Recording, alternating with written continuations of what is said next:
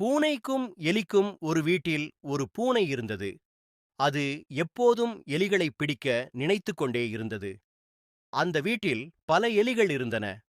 அவை தினமும் தானியங்களை தின்று கொண்டிருந்தன. எலிகள் ஒன்றாக கூடி, இந்த பூனை நம்மை எப்போதும் பிடிக்க முயற்சிக்கிறது. இதை தடுக்க என்ன செய்யலாம் என்று யோசித்தன.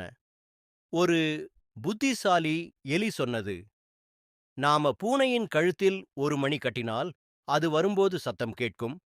அப்போ நாமெல்லாம் ஓடி தப்பிக்கலாம். அனைவரும் அதை சந்தோஷமாக கேட்டார்கள்.